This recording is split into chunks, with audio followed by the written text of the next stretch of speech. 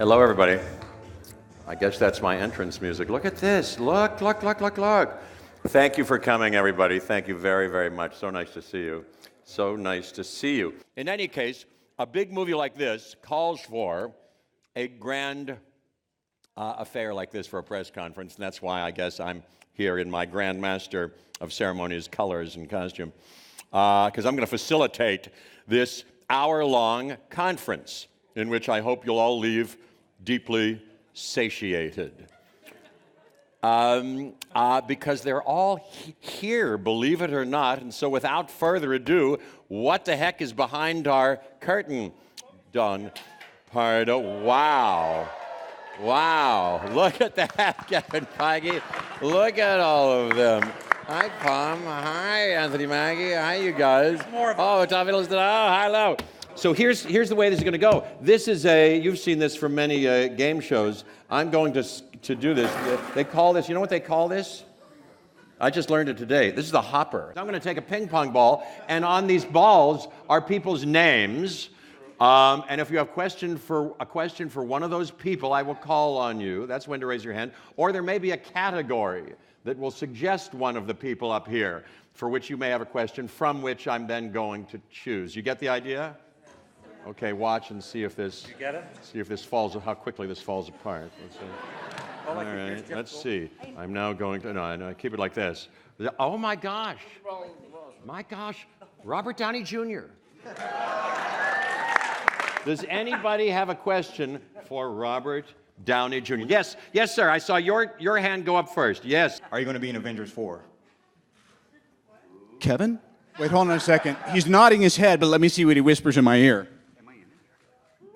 Yes, we already filmed it. Which means I guess you never know. I got to see in the screening tomorrow. If I die tomorrow, I'm going to be confused. We'll see.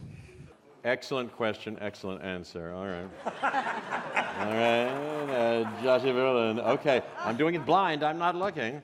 This says, this says this is a category, so you can ask anybody a question who is from Wakanda. Thank you. My name is Maggie. I'm from Disney Geek. I'm also a high school math teacher in Los Angeles, and my question is for Letitia.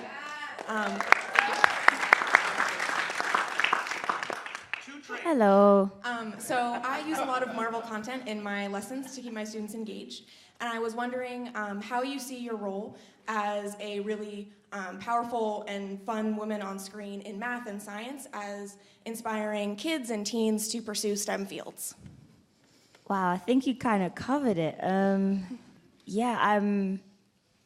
It's something that's super new to me, to play this character and to have a character who's just interested in all of these amazing subject matters. I wish I had a Shuri on TV or in the movies that I could see when I was growing up, and I would have stayed in my maths classes a little bit longer. But I'm really happy that the film and this character, Shuri, has allowed young kids to feel like learning is cool, and that they can contribute to the world with, science and maths and technology and engineering, and also young women as well, getting pulled into that whole movement of feeling like it's not just a thing for the guys, it's also for the young women, young women, old women, anyone to just get into and contribute positively. So to have that, and for you to use it in your classroom, and for many other people to use it too, I'm super grateful, and I just hope it continues. And yeah, it's positive and it's good, and it's a good thing. So thank you. Very beautiful question, very beautiful answer. Don Cheadle. Hi, Mark Hughes with Forbes, and I'm wondering in terms of each character's arc being served in Infinity War, your character obviously had somewhat of a tragic arc the last time we saw in Civil War. Can you talk about... Thanks, Vision. Can you talk a little bit about preparing for Infinity War and carrying over that. It's something that, you know, all the characters have tragedies and things in their life, but your character's dealing with something very immediate to have to overcome on top of everything else that's being faced here. Well, what I think is really great about the having something like this in a way to anchor a lot of the other things that are happening in the story and getting to continue it forward through both of the films is that, you know, we always get to have these sort of down notes in a good way. I think there's always a lot of eye candy and very dramatic things happening and big spectacular fights and really amazing things that we see on screen. And then it comes down to these characters in their interpersonal situations with one another and their personal journeys that they have. And where it comes to Rhodey, I'm glad that this is something that's carried through and that is, you know, wasn't just dropped. It's a line that is actually goes through both of the films and comes into play in a very important way. I won't give it away, but it's something that factors in all the way through. So it's nice to have something that's cohesive and continues and keeps me grounded and keeps the character grounded. Totally blind, totally blind.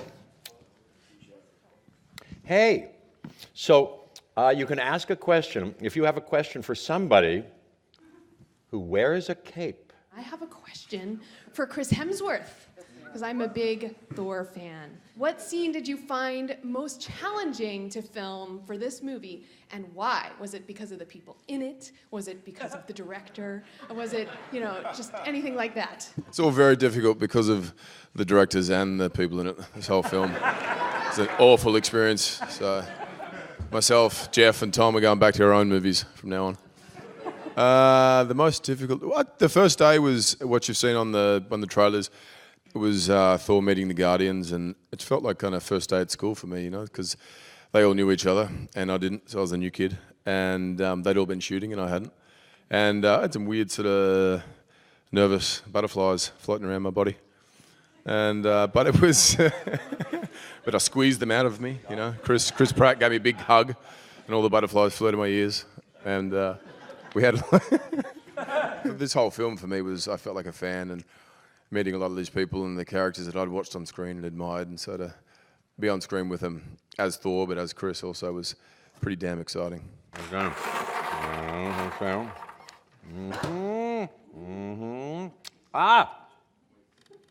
Kevin Feige. What, if there's anything you use to sort of ground these movies in their origins beyond just the characters and the stories, anything visually, anything thematically that you've used to sort of pull all this together? Well, it's you will not be surprised to hear it's the comics. It's the comics that we look at usually when there is just the notion of let's do an Iron Man movie or let's have the audacity to try to do a version of the Infinity Gauntlet. It starts with those comics and us beginning to rip pages out or rip copies of pages out, put them on the walls and start to be inspired. And in every single movie we've made, up to and especially Infinity War, there are direct images, storylines, rarely but sometimes actual lines of dialogue that come from those pages that we've put up around our development room for inspiration. And with Infinity War in particular, when there were so many characters and so many threads of storylines from so many movies that we could have pulled from or could have used as inspiration, and we did. We kept going back to, and I think we've released some behind-the-scene videos and things, and you can see the giant omnibus of the Infinity Gauntlet there with all sorts of dog-eared pages and Post-its in there from moments. And after everybody sees the movie, we can talk more specifically about what those moments were. Most of them were surrounding Mr. Brolin's Thanos portrayal that came directly from Jim Starlin's work there. So it is always a guide point. It's a North Star for us as we lead these giant productions into reality, or right from those books and where it all started. You're to ask a question or volunteer to be considered for being called on for a question if you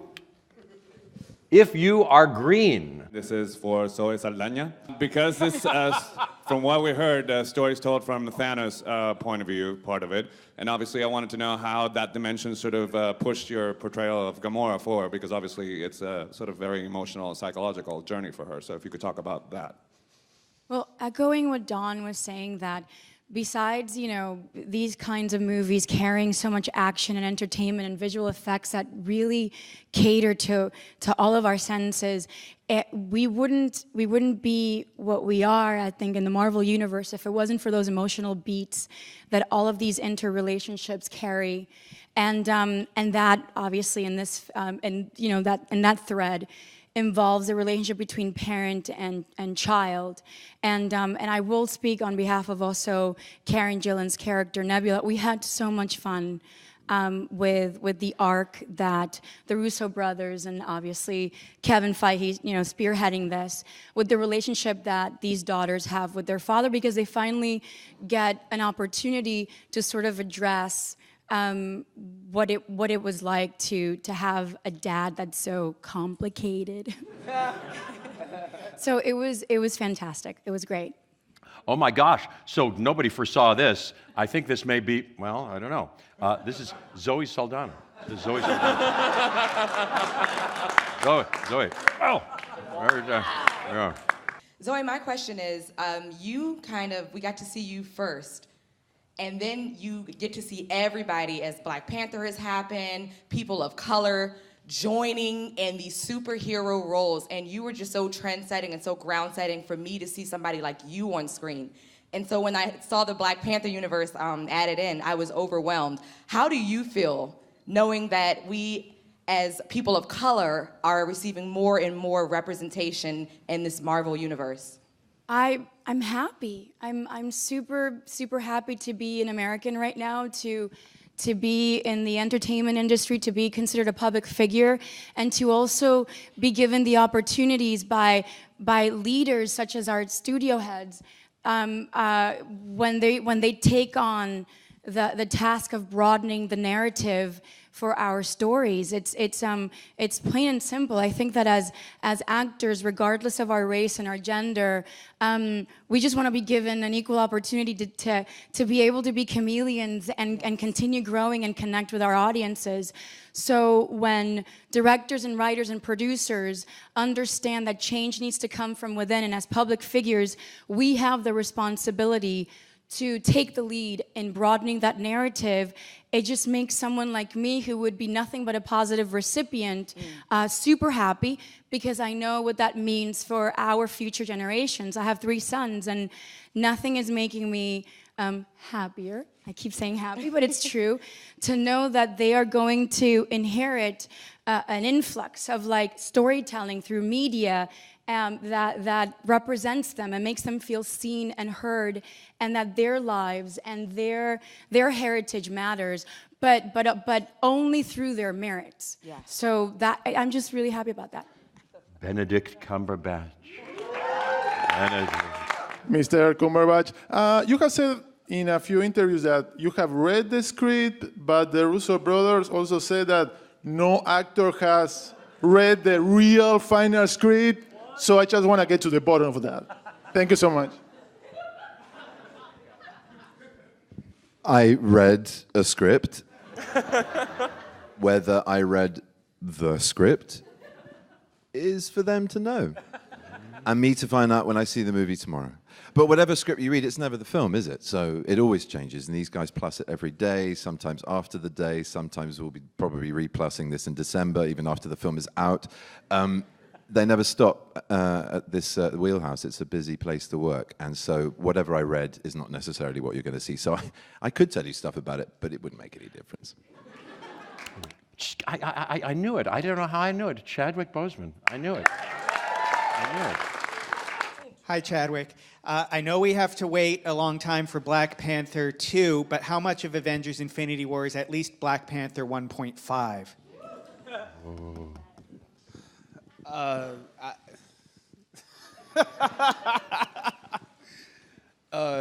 Avengers Infinity War is Avengers Infinity War.